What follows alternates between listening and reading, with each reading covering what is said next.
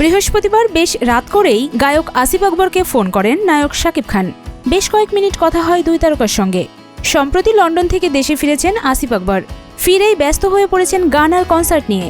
রাত প্রায় 12টার দিকে আসিফ আকবরের সাথে কথা হয় শাকিব খানের। আসিফ আকবরের মুঠোফোনে শাকিব খান কুশল বিনিময় করার পর দুজন বিদেশ সফরের বিষয়ে স্মৃতিচারণ করেন। এরপরেই বরবাদ সিনেমার একটি রোমান্টিক গানে কণ্ঠ দেওয়ার অনুরোধ করেন শাকিব খান। আসিফ আকবর খান সাহেবের প্রস্তাবে রাজি হন এবং গানটিতে কণ্ঠ দেবেন বলে কথা দেন।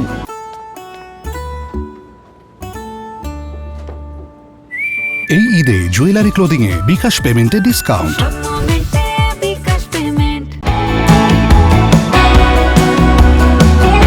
শাকিব খান আসিফ আকবরকে বলেন, বরবাদ সিনেমার শুটিং চলাকালেই তিনি মনস্থির করেছিলেন সিনেমাটির রোমান্টিক একটি গান আসিফ আকবরকে দিয়ে গাওবেন। শাকিব আরও জানান, বরবাদ সিনেমার সব কাজই মোটামুটি শেষ, রোমান্টিক গানটির শুটিং বাকি রয়েছে। আসিফও তৎক্ষণাৎ শাকিব খানকে বলেন, গানটি পাঠিয়ে দেন, আমি কণ্ঠ দিয়ে দেব। আসন্ন রোজার ঈদে মুক্তি পাওয়ার কথা রয়েছে বরবাদ সিনেমার।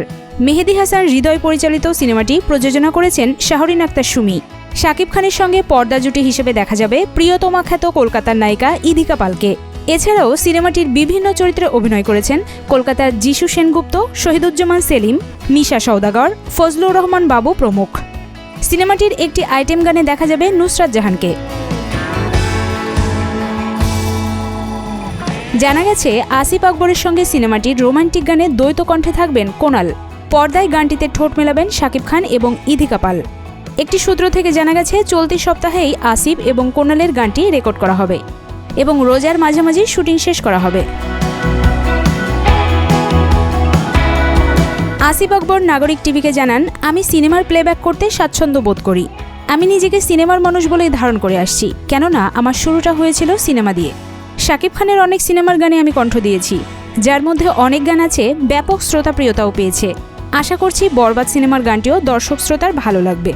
যদিও এখনও আমি গানটি পাইনি, তবুও প্রত্যাশা করছি ভালো কিছুই হবে।